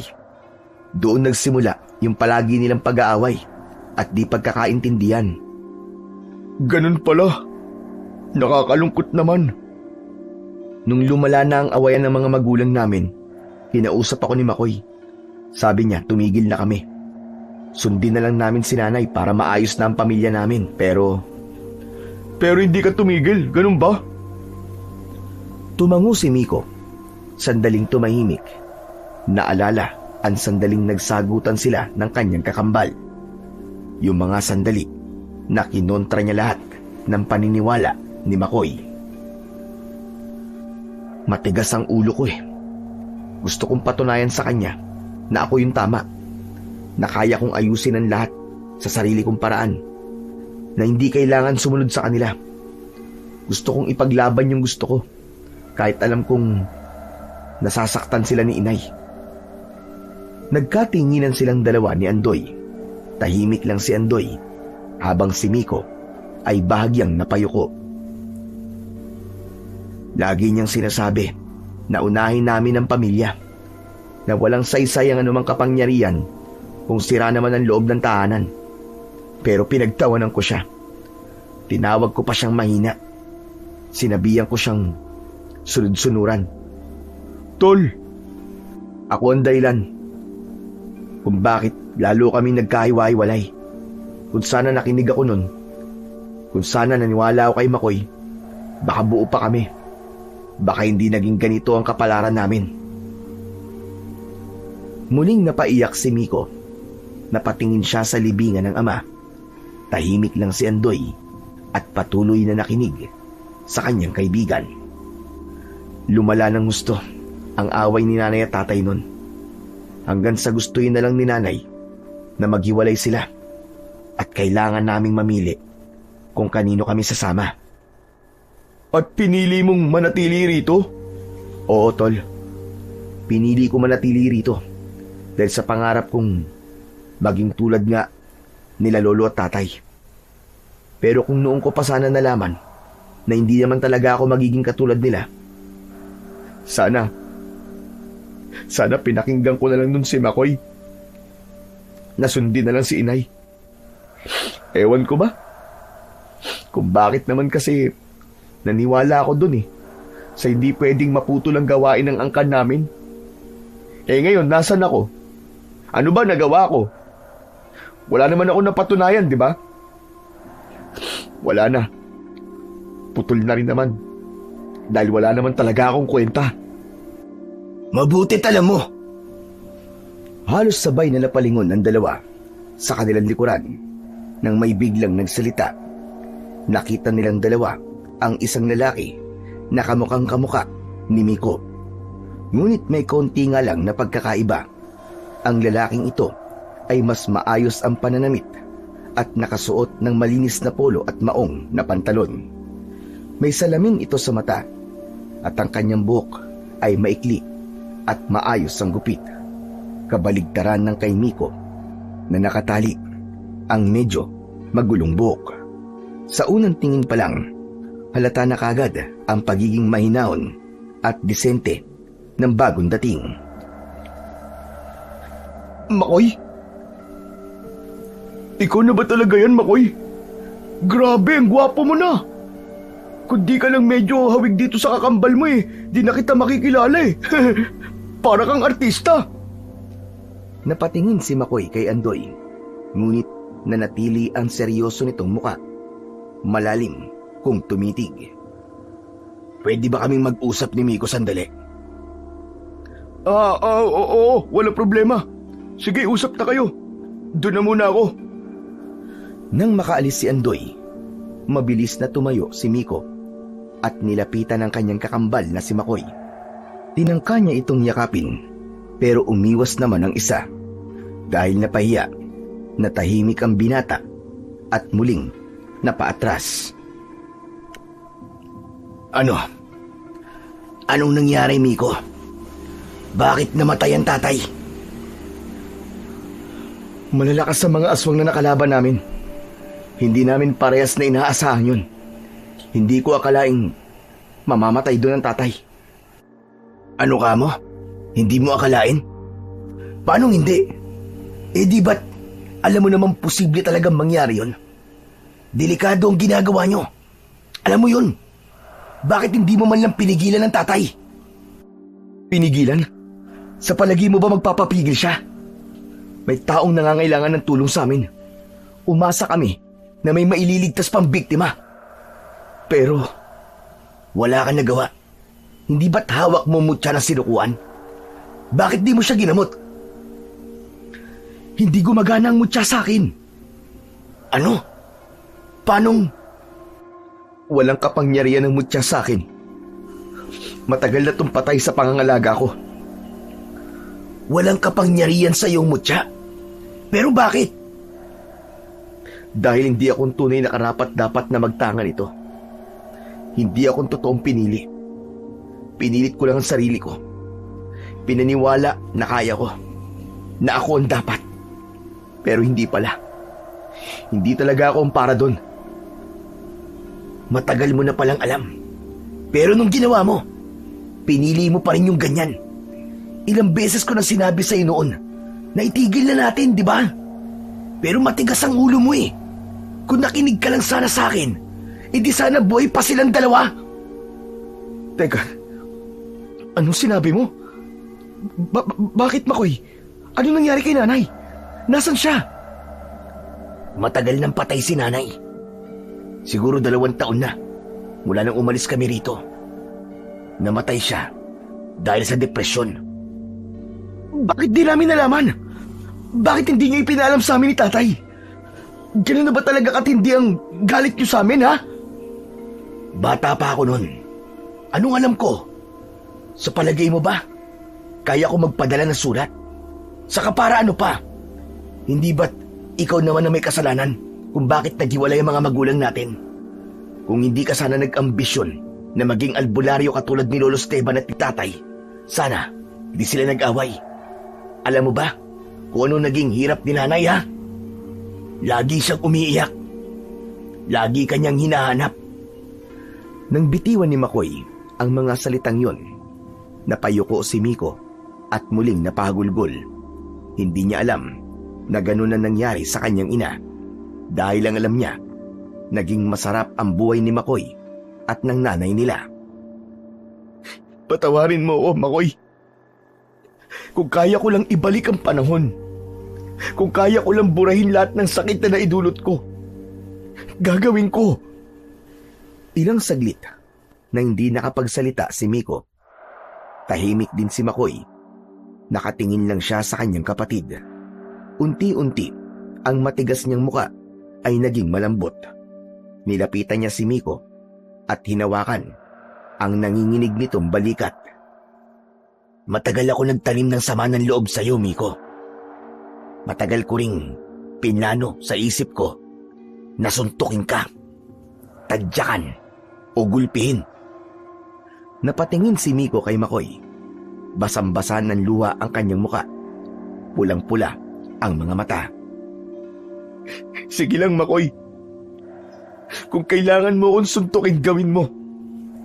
Kung makakatulong ba yun para gumaan ang loob mo, tatanggapin ko. Sige, suntukin mo ako. Gulpihin mo ako. Umiling si Makoy. Nilapitan niya si Miko. Tinapik ang balikat nito. Mahina sa una, hanggang sa tuluyang niyakap ang kanyang kakambal. Hindi na yun ang kailangan ko. Ayoko na ng gulo. Matagal na akong pagod sa galit, sa sama ng loob. Ang kailangan ko ngayon, ikaw, Tol. Totoo ba? Oo. Gusto ko na magkaayos tayong dalawa. Wala na tayong mga magulang. Tayo na lang ang meron sa isa't isa. Niyakap ni Miko si Makoy. Hindi siya makapaniwalang magkakaayos pa silang dalawang magkapatid. Salamat, Makoy, ha? Salamat talaga. Salamat. O, Tana. Huwag ka nang umiyak. Matatanda na tayo para dyan. Siya nga pala. Gusto kong malaman ng lahat ng detalye kung paano at bakit nangyari ang lahat ng to. At higit sa lahat, gusto kong makilala ang kalaban natin. Kalaban natin? Teka, anong ibig mo sabihin? Oh, ba't ganyan ang reaksyon mo? Bakit? Wala ka bang balak bigyan ng hustisya ang pagkamatay ni tatay? Siyempre meron, no? Hindi mo alam kung gaano ko kagustong ipaghiganti ang tatay. Kahit wala akong kapangyarihan, kahit buhay ko, handa akong isakripisyo para lang makuha ang hustisya. Kung ganun, lalaban tayo, Tol. Sasamahan kita. Talaga? Oo. Simula ngayon, hindi mo na kailangang harapin lahat mag-isa. Magkasama tayong lalaban para kay tatay, para kay nanay, at para sa lahat ng mga inosenteng nadamay sa kasakiman ng mga halimaw na yon. Dahil sa narinig, muling nabuo ang determinasyon sa mga mata ni Miko. Tumango siya sabay punas ng luha gamit ang likod ng kanyang kamay. Kailan tayo pwedeng kumilos? Hindi pa ngayon. Kailangan natin maganda. Tulad ng palaging sinasabi ni tatay, hindi pwedeng magpadalos-dalos. Kailangan natin ng solidong plano para mapatahimik na ng tuluyan ng mga aswang na yon. Tama ka, Tol. Sige, pag-usapan natin yan. Tumango si Miko, sabay tingin sa mutya na nakasukbit sa kanyang leeg. Bagya itong lumiwanag na labis niyang ipinagtaka. Umuwi na muna tayo. Doon tayo mag-usap ng mabuti. Umuwi na nga ang dalawa. Pagkabukas ng pinto, kagad nilang naramdaman ang malamig na hanging sumalubong sa kanila. Hindi ko akalaing babalik pa ako rito. Kaya nga ako man. Nawalan na ng pag-asa na muli tayo magkikita. Pero tignan mo, nakauwi ka ulit. Siya nga pala. May sasabihin ako sa'yo, Tol. Ano yun? Makoy, yung mutya. Bigla siyang lumiwanag kanina habang magkausap tayo. Ano ka mo? Lumiwanag? Siguro baka konektado siya sa emosyon mo, sa layunin mo. Baka nagising siya kasi kasama mo na ako. Hindi. Alam mo, naalala ko bigla yung sinabi ni Lolo Esteban. Sabi niya sa akin, ang mutya raw ay parang may sariling buhay at may sariling damdamin. Parang isang hayop na tapat lang sa tunay na tagapagmana. Anong ibig mong sabihin, Tol? Hindi ako ang tunay na kinikilalang amo ng mutya, kundi ikaw. Nanlaki ang mga mata ni Makoy. Napatingin siya sa mutya sa hindi maipaliwanag na dahilan. Parang may init na gumapang sa dibdib niya. Hindi takot, kundi pagkilala. Parang may bahagi ng sarili niya na ngayon lang niya muling naramdaman. Hinubad ni Miko sa leeg niya ang mutyang ipinamana ng kanilang Lolo Esteban. Nang isusuot niya ito kay Makoy, pinigilan siya ng kanyang kakambal. Tila nag-aalangan itong tanggapin ang mutya ng sinukuan. Teka, sandali lang. Sigurado ka bang ibibigay mo sa akin yan? Kasi di ba, wala naman akong alam. Ikaw yun talagang nahasa sa pakikipaglaban at saka... Totoo. Ako nga yung nahasa sa lahat ng kaalaman at sa pakikipaglaban. Pero hindi akong pinili ng mutya na yan. Kaya wala rin silbi kung nasa akin yan. Kaya tanggapin mo na to, Makoy. Pero, Miko, hindi ko alam kung karapat-dapat ako eh. Karapat-dapat ka, Makoy. Maniwala ka sa akin. Sige, tatanggapin ko to. Pero, may isang kondisyon. Anong kondisyon? At tanggapin ko to. Pero, ipangako mo sa akin na ituturo mo lahat ng mga nalalaman mo. Pangako, Makoy. Ituturo ko sa'yo lahat ng alam ko. Ako magiging guru mo. Isinuot ni Miko ang mutya sa kanyang kakambal. Sa sandaling maglapat ang mutya at ang dibdib ni Makoy, nakaramdam siya ng banayad na paggapang ng kuryente sa kanyang katawan. Nagliwanag din ito ng bagya. Teka, anong nangyayari? Ba't ganun? Parang may kuryente. Yan. Ang ibig sabihin yan, tinatanggap ka talaga ng mutya. Tignan mo, parang nagpapakitang gilas pa sa'yo. Ang sigla ng kulay niya. Hindi tulad pag nasa akin. Oo nga no. Pero Miko, ayos ka lang ba talaga? Ayos na ayos lang ako. Ano ka ba? Sa'yo talaga yan eh. Saka, hindi na tayo bata no, para mag-inggitan. Nagbago na ako, Makoy. Hindi na ako tulad ng dati. Mabuti naman kung ganun, Tol. Tinanggal ni Makoy ang salamin na nakasuot sa kanyang mata. Aba, kakaiba talaga ang bagay na to ah. Pinalinaw niya rin ang mga mata ko. Ikaw nga talaga ang tagapagmana, Makoy. Masaya ako kasi sa wakas, magkakaroon na ulit ng saysay ang pamana ni Lolo. Tama siya. Tulad ng sinabi niya sa akin nun, ang mutya ay kayang magbigay ng kakaibang kapangyarihan at kakayahan sa taong tagapangalaga nito. Masaya ang magkapatid sa nangyari. Si Makoy, sa wakas ay nasolusyonan ang matagal niyang problema sa mata, at si Miko naman ay nakahinga ng maluwag dahil sa wakas, ang gawain ng kanilang lahi ay hindi mapuputol. Ipagpapatuloy na ito ni Makoy. Siya na ang bagong tagapangalaga ng pinakamahalagang mutya sa kanilang pamilya. Ang mutya na sinukuan ay isang sinaunang mutya na matagal nang nagpasalin-salin sa bawat henerasyon ng pamilya nila Miko at Makoy. Matagal ng panahon bago pa dumating ang mga Kastila sa Pilipinas, may isang babaylan ang umakyat sa bundok Arayat. Ayon sa kwentong nagpasalin-salin at madalas na mapakinggang kwento ng kambal, sa tuktok ng bundok nakita nito ang diwatang si Maria. Hawak nito ang isang lumang lalagyan na yari sa ginto at kahoy ng Nara. May ukit ng isang matang may apoy sa gitna. Pagbukas ni Maria ng lalagyan ay tumambad ang mutya ng sinukuan, isang maliit na batong mala ametista, pero may tila sariling liwanag na gumagalaw sa loob. Ang mutya ay pinagpala ng maraming kapangyarihan. Biro mo, no? Ang layo na ng nalakbay ng mutyang to. Malayo talaga, lalo na at galing pa yan sa Pampanga. Nasa Visayas tayo ngayon. Hindi yun. Ang ibig ko sabihin, ilang salin lahi na ang humawak sa kanya, at hanggang ngayon buhay pa rin. Andito pa rin siya sa henerasyon natin. Oo nga eh, pero buti na lang at nandito pa rin siya, kasi malaking tulong yun sa atin ngayon. Oo nga, siya nga pala. Anong plano? Magpasama tayo kay Andoy. Dadaling kita sa baryo kung saan napaslang si tatay. At para mapag-aralan na rin natin kung paano aatake sa lugar ng mga aswang. Ilang minuto lang ay naglalakad na silang muli papunta sa baryo kung saan nasawi ang kanilang ama.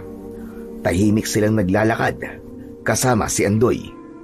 Nang makarating sila sa lugar, nanlumo si Makoy nang makita ang karimari-marim na tanawin doon. Abo na ang lahat ng mga bahay. Agad din nilang naamoy ang masangsang na amoy na tila mula sa nabubulok na laman. Masyadong tahimik din ang paligid. Walang huni ng ibon o hayop. Tanging lagaslas lang ng ilog ang maririnig. Nagkalat din ang mga buto ng tao. Parang sinimot ng mga aswangan laman. May mga bungo, panga, tadyang at mga braso't paa na halos pira-piraso na. May ilan na nakadikit pa. Ang tuyong laman at buhok, at ito ang mas lalong nagpabaho sa hangin. Diyos ko! Grabe naman na nangyari dito! Makoy, wala pa yan. May mas malala pa dito. Yung nakita namin nung nakuha namin ang bangkay ng tatay mo at si Miko na walang malay. Muling napatingin sa lupa si Makoy. Anong meron sa lupa na to? Ang lakas ng enerhiyang nararamdaman ko dito. Itong lupang tinatapakan natin, Makoy. Dito mismo namatay si tatay.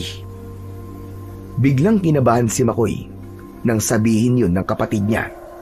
Ramdam niya ang presensya ng espiritu ng tatay niya. May nakita siyang tuyong dugo sa lupa. Hinipo niya ito, pero bigla siyang natigilan nang makaramdam ng sakit sa ulo. May kung ano-anong lumitaw na imahe sa kanyang isip. Napahawak siya sa kanyang ulo. Makoy, ayos ka lang ba? Sumakit bigla ang ulo ko, tol. Ipinilig niya ang kanyang ulo. Muli siyang yumuko at hinawakan ng lupa. Biglang napataas ang kanyang ulo. Nagliwanag na ang kanyang mga mata at pumasok sa isip niya ang mga senaryo o memorya na naganap sa lugar na yon. Kitang-kita ng kanyang isip kung paano lumusob ang mga aswang, pati na ang pagpatay sa mga taong nakatira sa lupain yun. Sunod na eksenang nakita niya sa kanyang isip ay ang paglaban ni Miko at Mang Lucio sa grupo ng mga aswang hanggang sa mapaslang ang kanyang ama. At ang huli niyang nakita, may tumakbong matandang lalaki sa direksyon patungo sa kabilang baryo. Kusang tumigil ang mga pangitain yon. Inalis na ni Makoy ang pagkakalapat ng palad niya sa lupa. Labis ang naging hingal ni Makoy. Pawis na pawis. Maya-maya, bigla na lang siyang nagsuka at muntik nang mawalan ng malay. Mabilis siyang inilalayan ng dalawang kasama. Nang may masmasan, doon lang ito nakausap ng matino.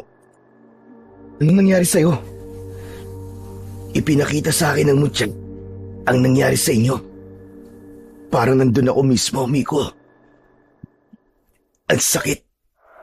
Ang sakit makita si tatay na naghihirap. Nakita mo? Kung ganun, may kapangyarihan din ang mutya na yan na makitang nakaraan. Posible, tol. Kasi nakita ko ang daming aswang. Nakakakilabot ang mga itsura nila. Nakita ko din kung paano nila pinaggahabol ang mga tao at pinaslang. Lahat ipinakita sa akin ng mutya. Naglakad si Makoy palapit sa isang bahay na natupok. May nakita siyang isang maliit na laruan. Isang kahoy na truck. Sunog ang kalahati. Kinuha niya ito at tinignan. May mga bata rin. May mga bata silang pinatay. Wala silang to. Totoo. Lahat halos na nakatira dito pinatay nila. Yun lang matandang nabuhay. Humanday ang mga aswang na yan. Lalaban tayo para sa lahat ng pinatay nila. Kung gusto niyo silang makita, kailangan natin tawirin ang ilog na yan. Sa kabila, dyan ang teritoryo nila. Dyan ang pugad nila. Yan ba ang ilog Darawit? Oo, yan nga yun. Saka natin lulusubin ang lugar na yan. Sa ngayon, may ibinubulong sa akin ng hangin. May kailangan tayong mahanap. Ano ka mo, tol? Mahanap? Sino? Isang matandang lalaki. Basta't kailangan daw nating mahanap. Nasa kanyang sagot kung bakit sumasalakay na naman ang mga aswang. Teka, matandang lalaki? Alam mo, may natatandaan ako.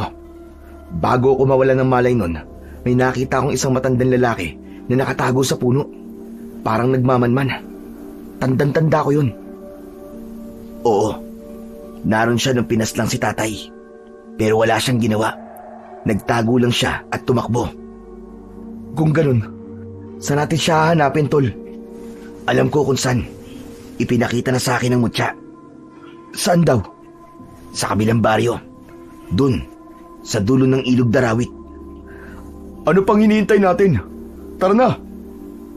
Matapos ang halos isang oras na lakaran, sa wakas ay narating nila ang isang baryo. Tulad sa ibang baryo na nadaanan nila, tahimik din ang buong paligid. Ang mga bahay gawa sa lumang kahoy at pawid. May ilan na halos gumuho na dahil sa kapabayaan. Samantalang ang iba naman ay may mga palatandaan ng pagkukumpuni gamit ang sari-saring materyales, tela, sako at yero. May mga nakita silang lumang kampana na nakasabit sa puno. Ang kalawang nito ay tila patunay na matagal na itong hindi pinapatunog. Parang hindi na tinitirang tong lugar na to. Mali ka dyan, Makoy. May mga residente pa dito, pero konti na lang. Yung iba kasi, pinili na lang na lumayo dahil sa takot. Muling inilibot ni Makoy ang kanyang paningin na tila may hinahanap. Maya-maya pa ay itinuon niya ang paningin sa isang lumang bahay. Diyan, nandyan yung matanda. Sigurado ka ba? Nakakatakot naman ang bahay na yan. Tignan natin kung talagang di nagsisinungaling ang mutya. Lumapit sila sa bahay. Nang nasa tapat na sila ng bahay, napahinto sila. Teka, nakita niyo ba yun? Sa may bintana ng bahay kubo, Sa pagitan ng mga sirang kawayan ay may saglit na sumilip, pero mabilis ding naglaho. Oo, nakita ko. Dumiretso sila sa paglalakad. Dahan-dahan nilang binuksan ang pinto. Ang mutya sa leeg ni Makoy ay bahagyang nagliwanag. Tila ba nagsasabi sa kanilang sila ay magpatuloy. Pumasok sila sa loob ng lumang bahay at nakita nila sa loob ang isang matandang lalaki. Nasa isang sulok ito ng bahay, nakaupo sa isang lumang banig. Payat ang lalaki at mapuputi na ang buhok. Tahimik lang siyang nakatingin sa kanila. Wala siyang sinasabi, pero parang alam na niyang darating sila. Lumapit si Makoy at kahit may bahid ng kaba, lumuhod siya sa harap ng matanda. Itinuro ka sa akin ng mutya. Anong kinalaman mo sa mga nangyayari dito? Dahan-dahang ibinaling ng matandang lalaki ang kanyang ulo kay Makoy at napasinghap ito. Bakit niyo tinatanong sa akin yan? Sino ba kayo? Sagutin mo na lang ang tanong ko. Hindi kami magtatagal dito. Wala. Wala naman akong ginagawang mali. Wala akong kasalanan. Hindi kami nagpunta dito para manggulo, Tatang. Nandito kami para makipag-usap ng maayos. Ano ang kinalaman mo sa mga kaguluhang nangyayari? Alam mo bang namatay ang tatay ko dahil sa gulong ito? Nanatiling tikom ang bibig ng matandang lalaki.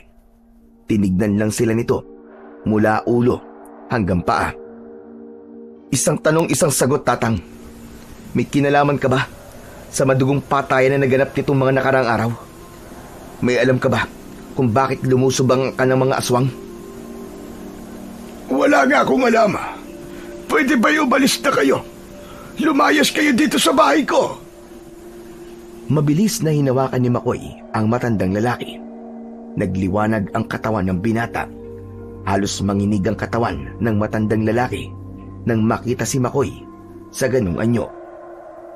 Hindi mo naman kailangan sumagot dahil yung kapatid ko, malalaman niya maski hindi ka magsalita. Kaso may kapalit. Mamamatay ka, Tatang. Kaya nga pinagsasalita ka na namin eh. Kaso ayaw mo. Kaya wala na kaming pagpipilian. Huwag! Huwag niyo akong patayin! Sasabihin ko na, sige na! Sasabihin ko na ang lahat ng nalalaman ko! Binitiwan ni Makoy ang matandang lalaki at naupo sa tabi nito. Ganon din ang ginawa ni Miko at Andoy. Oh, may kinalaman ako sa mga nangyayaring kaguluhan. Ginagawa ko lang naman to kasi gusto kong magiganti. Gusto kong makuha ang hustisya sa mga anak ko at sa asawa ko na pinatay ng mga aswang. Akalain mo, sa ilang piraso lang ng prutas, buhay ang naging kapalit. Ano ka mo? Ikaw? Ikaw yung kinikwento ni tatay na lalaking dayo nun? Yung sumaway sa kasunduan na bawal tumawid sa kanya-kanyang teritoryo? Ako nga yun. Pagkatapos ng insidenteng yon, nanahimik ako. Sumunod ako sa kasunduan. Pero sa paglipas ng panahon, napagtanto ko na hindi pala ganun kadali ang makalimot. Isang gabi, may nakita akong pag-alagalang aswang dito. Pinatay ko siya. Yun na ulit ang simula. Nabuhay ulit ang kagustuhan kong makapaghiganti. Minsan tumatawid ako sa ilog para pumatay ng aswang ng tahimik. Ano ka mo? Naghihiganti ka ng tahimik?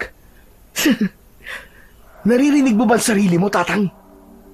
Ilang inosente lang namatay dahil dyan sa ginagawa mo. Bakit ang hirap sa'yo sumunod na lang?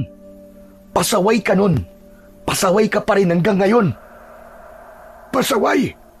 At sa tingin niyo ba, sumusunod ang mga aswang na yon sa kasunduan? Hindi! Dahil sa tuwing sumasapit ang bilog na buwan, lahat sila tumatawid ng ilog, papunta sa mga baryo, at tahimik na naghahasik ng lagim. Alam ko yon, dahil nakita ko sila. Traidor sila. Hindi sila dapat na pagkatiwalaan. Nagkatinginan ang kambal. Naunawaan na nila ang punto ng matanda.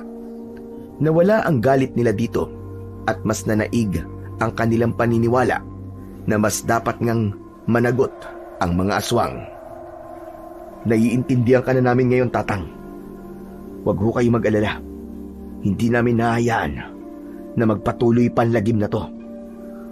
Tama ang kapatid ko. Lilinisin namin ang lugar na to at pananagutin sila sa kanilang mga naging kasalanan. Kayong dalawa. Kaming tatlo, Tatang. Kayong tatlo. At sa palagay nyo, kaya nyo silang harapin? Madami sila. Mababangis. Hindi ba kayo natatakot? Nasamin po ang kinatatakutan nilang mutya ng sinakuan. Wala kaming dapat na ipag-alala. Kung talagang desidido kayo, sasama ako. Hindi ko na rin kayang mag-isa. Kung totoo nga nasa inyo ang mutya na sinukuan, baka may pag-asa nga tayong matigil na ang kasamaan nila at mapuksa silang lahat. Abay, ayos yan ah. Mas malakas na ang puwersa natin kapag sama-sama tayo. Ayos. May kasama na tayo. Astig. Sandaling namayani ang katahimikan sa loob ng bahay. Ang bawat isa sa loob ay gumaan ng konti ang pakiramdam. Tahimik lang si Makoy. Alam niyang tama ang desisyon nila. Si Miko naman ay nakampante na rin. At si Andoy hindi maitago ang tuwa. Masaya siya na may nadagdag na kakampi. Si Makoy ang bumasag sa katahimikan.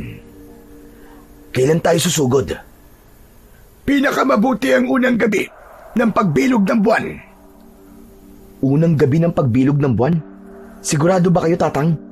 Hindi ba't yun ang araw na gutom sila at tayok sa laman? Hindi ba mas maigi kung sa araw sila salakayin? Mas madali silang masilo kapag gutom sila. Saka hindi sila makakapag-isip ng maayos kapag gutom at nauuhaw sila. Ganun pala yun. Ganun yon. At napatunayan ko na yan sa ilang gabi na hinahunting ko sila. Para lang tayong mangangaso ng hayop. Magtiwala kayo sa akin. Sige po, Tatang. Magkita tayo ulit sa unang gabi ng bilog na buwan. Doon, sa baryo kung saan napaslang ang tatay namin. Doon sa mismong puno kung saan ka nagtatago nung gabing yon. Sige, pupunta ko ron. Asahan niyo ko. Tumango si Miko at pagkatapos ay nagpaalam na sila sa matandang lalaki. Umalis na silang tatlo at tahimik na naglakad pauwi. Pagdating nila sa kanilang bahay, agad na nagsimula ang kambal sa kanilang paghahanda. Hindi na sila nagsayang ng oras. Makoy, alam kong makapangyarihan ang mutya na hawak mo. Pero may sinabi sa akin si Lolo nun. Mas mapapalakas mo pa raw ang kapangyarihan mo kapag pinagsanib mo ang lakas ng orasyon at ang mutya. Kaya makinig ka. Dapat makabisado mo na ang orasyon para magamit mo ng tama. Kinuha ni Miko mula sa baul ng ama ang isang lumang aklat. Hulay kayo manggi ang pabalat nito. Binuksan niya ito at pinakita kay Makoy ang ilang pahina. Teka, paano ko mababasa to? Hindi ko maintindihan kung ano ang mga nakasulat. Akong bahala, Tol. Huwag ka mag-alala. Ipapaliwanag ko lahat ng laman nito. Sinimulang basahin ni Miko ang aklat. Tahimik na nakikinig lang si Makoy at Andoy. Sinubukan itong unawain ng dalawa. Ngunit hindi nila ito talagang maunawaan. Oh, ba't naman ganyan ang mga mukha nyo? Pambira naman kasi ang binabasa mo eh. Parang sinaunang tao yung salita eh. Hindi ko maintindihan. O siya, sasabihin ko na kung anong ibig sabihin ng binasa ko. Ipinaliwanag nga sa kanila ni Miko ang kahulugan ng bawat salita. Doon, unti-unting nagliwanag ang muka ng dalawa. Pagkatapos sa orasyon, ay ininsayo naman nila ang paghawak ng kanilang mga sandata. Ibinigay na ni Miko kay Makoy ang pinakapaboritong punyal ng kanyang ama, samantalang kay Andoy ay latigo. Halos araw-araw silang nag-iensayo. Seryoso silang tatlo sa kanilang ginagawa. Mabilis na lumipas ang mga araw. Matapos ang huling ensayo nila, doon inilahad ni Makoy ang plano kung paano nila mapapatumba ang pinuno ng mga aswang. Sigurado ka bang gagana ang planong yun? Oo, gagana to. Lahat tayo ay makakapunta sa teritoryo nila nang walang nakakapansin. Hindi nila alam na kambal ka. Lalansiin natin sila. Sige, payag ako. O sige, kung talagang sang-ayon ka na sa plano ko, mabuti pa magpagupit ka na. Para naman maging magkamukha na tayo. Uy, akong bahala dyan. Expert ako dyan eh. Nagtawanan silang tatlo. Agad nilang inayos ang buhok ni Miko. Tinabas, pinantay, at ginaya mismo ang estilo ng buhok ni Makoy. Nang matapos, halos hindi mo na sila maipagkakaila kung sino ang sino. Para silang salamin ng isa't isa. Mabilis na lumipas ang mga araw. Sumapit na ang unang bahagi ng bilog na buwan. Pagdating nila sa baryo, agad nilang nakita ang matandang lalaki doon. Nag-aabang sa kanilang pagdating. Nakangiti si Andoy, hawak-hawak ang bag na may lamang mga kagamitang panlaban. Si Miko at Makoy naman ay tahimik lang. Seryoso ang mga muka. Ang matanda, nakasuot ng itim na balabal at may dalang pana at mga palaso. Ayan, kumpleto na tayo. Makoy, oras na. Sabihin mo na ang plano. Humakbang si Makoy sa gitna at nagsalita. Ganito ang gagawin natin. Hindi nila alam na kambal kami ni Miko. Kaya gagamitin natin yon sa ating kalamangan. Ako magpapakita. Magpapanggap akong si Miko. Hindi sila mag-aalangan o makakaramdam ng panganib dahil alam nilang wala silang dapat katakutan sa kapatid ko. Aray ko naman, ang sakit nun ah. Pero ayos lang, tol. Tanggap ko naman yun eh. Pero hindi lang ako ganun ha. Patutunayan ko sa kanila ngayong gabi na hindi ako mahina. Tama yan, tol. Pero dapat maghintay kayo ng hudyat ko. Ako muna ang unang lalaban sa kanila. Kapag sumenyas ako, saka kayo papasok. Papatayin natin silang lahat. Wala tayong ititira. Kung yan ang plano nyo, sige, sang-ayon ako. Ay, sa wakas, heto na. Nakakakaba, pero nakaka-excite to. Sige, mauna na ako. Tumingin si Miko sa kakambal niya, saka tumango. Mag-iingat ka, tol. Huwag kang papakampante ha. Mababangis ang mga nilalang na yan. Alam ko yun, tol. Pero huwag ka mag-alala. Hindi rin naman ako basta-basta eh. Pagkatapos nun, naunang lumusong sa ilog si Makoy. Lumangoy siya, patungo sa kabilang pampang. Sa likuran, naiwan sina Miko, Andoy, at ang matandang lalaki sa may damuhan. Nakaluhod at nakahanda. Hawak-hawak ang kanilang mga sandata at nakatutok ang paningin sa kinaroroonan ng kasama. Samantala, sa pagtapak pa lang ni Makoy sa kabilang pampang, agad na niyang naramdaman ang kakaibang lamig. Maliwanag ang paligid dahil sa ilaw ng bilog na buwan. Nagsimula siyang maglakad sa tabing ilog. Biglang may malakas na ihip ng hangin ang dumaan sa itaas niya. Hindi niya ito tinignan. Patay mali lang siya, pero alam niyang may nakasunod sa kanya. Nagsisimula na ang mga nilalang na palibutan sila. At sa isang iglap, nagsulputan na nga ang mga gutom na nilalang. Ang mga mata nila ay mapupula. Meron silang matatalas na mga kuko at ang iba ay may sungay pa at may balat na parang balat ng paniki. Hindi siya gumalaw. lumapit ang isang mas malaki sa kanila, ang pinuno. Sinasabi ko na nga ba? At muli tayo magkikita, binata. Pero hindi ko inaasang ikaw mismo ang lalapit dito. Maganda pala dito sa lugar mo. Kaya lang, mabaho, saka masyadong masukal. Anong sabi mo? Binabastos mo ba ang lugar namin? Nagsasabi lang naman ako ng totoo eh. Tumawa ang pinuno. Malalim, malagim. Kasunod nun ay nagtawanan na rin ang iba pang mga aswang. Ngunit pinahinto sila ng pinuno nila nang makita niyang di nagbabago ang ekspresyon sa mukha ng binata. Hindi nito nakita ang mukha nito dati na puno ng takot. Napatitig tuloy rito ang pinuno at nagtaka sa ikinikilos ng binatang nasa harap niya. Patayin niyo na siya! Agad na kumilos ang mga aswang. Lumapit sila kay Makoy, ngunit hindi nila inaasahan ang sumunod na nangyari. Biglang may inilabas ito sa kanyang leeg. Maliwanag ito at nakakasilaw. Halos hindi nila matignan si Makoy. Nang humupa ang liwanag ng mutya, napatitig muli sa kanya ang pinuno ng mga aswang. Mukhang nag-ensayo ka ng mabuti at mukhang may bisa na ngayon ang mutya. Kung sana ginamit mo na yan nun, hindi sana buhay pa ang tatay mo. Hindi pa naman huli ang lahat eh. Para magamit ko to sa laban sa inyo. Ano sabi mo? Pues, ibibigay ko sa iyo ang hiling mo. Mga kasama, patayin ang kutong lupa na to. Ngayon na! Biglang sumugod ang tatlong aswang.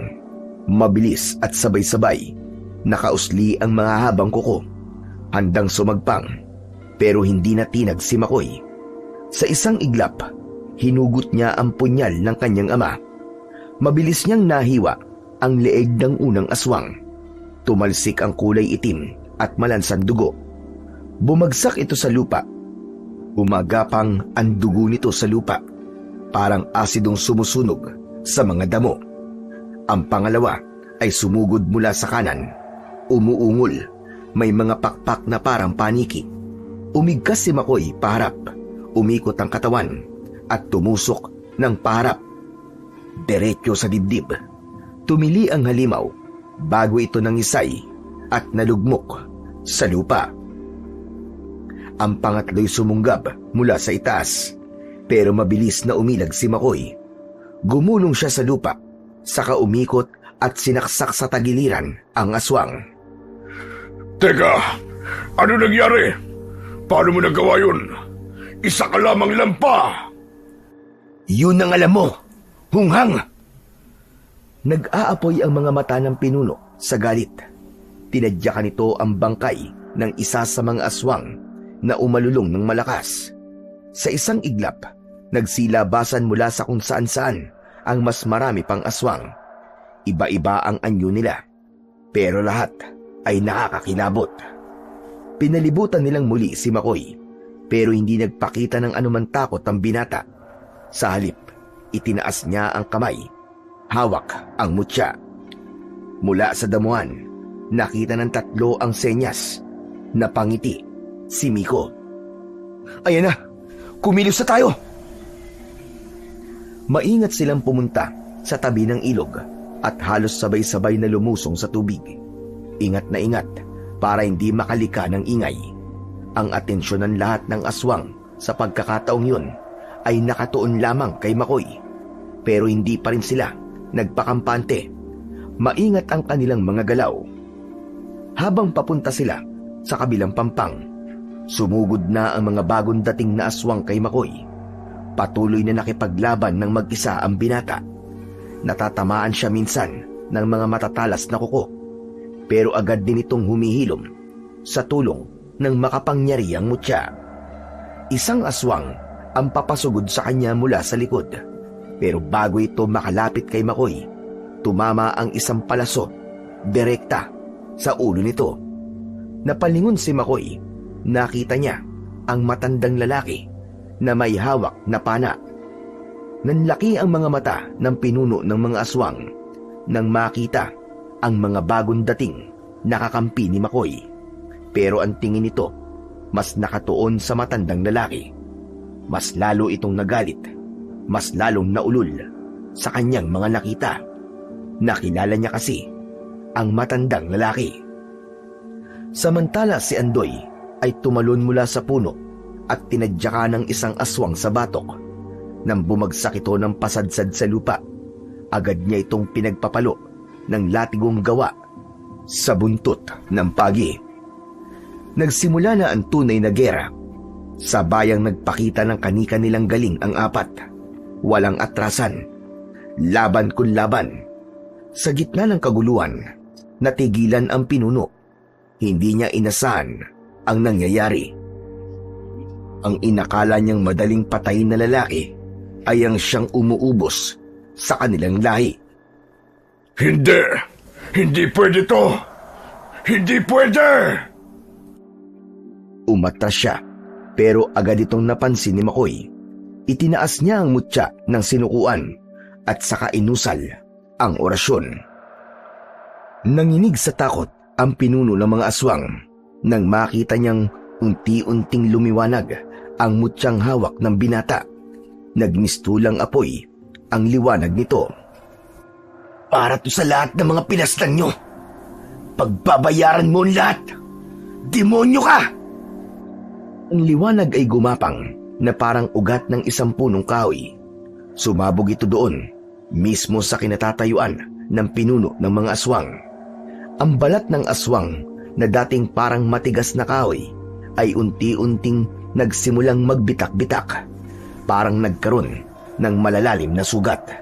Nagmistula ding umusok ang kanyang balat na tila sinusunog mula sa loob. Hindi maaari! Anong ginagawa mo? Tigilan mo to! Ngunit hindi siya pinakinggan ni Makoy. Tumingin siya sa langit at sa muling pag-usal ng orasyon ay parang may bumabang liwanag mula sa itaas ng kalangitan. Sinalubong ito ng liwanag ng mutya. Ang katawan ng pinuno ay nagsimulang mabalot ng sinag. Pumuti ang kanyang mga mata. Napasigaw siya. Sigaw na punong-puno ng galit, takot at sakit. Tama na! Tama na! Suko na ako! Suko ka na! Wala na! Huli na para magsisikang hayop ka! Ito na ang panahon para pagbayaran mo lahat ng kademonyohan mo! Dahan-dahang itinaas ng matanda ang kanyang kamay habang hawak ang pana. Kasunod nito, inilabas niya ang isang palaso at nilagay sa pana. Ngunit bago niya ito pakawalan, tumingin muna siya sa kambal.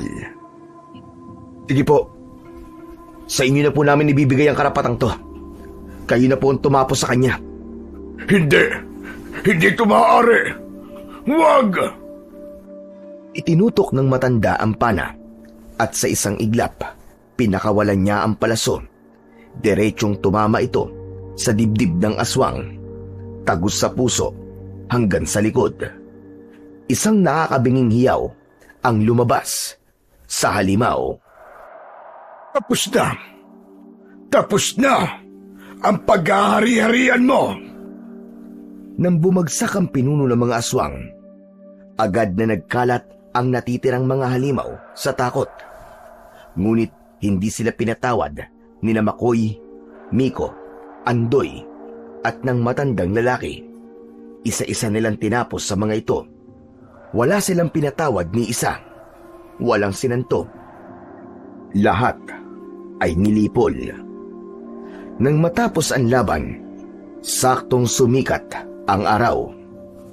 Muling bumalik ang tatlo sa baryo matapos magpaalam sa matandang lalaki.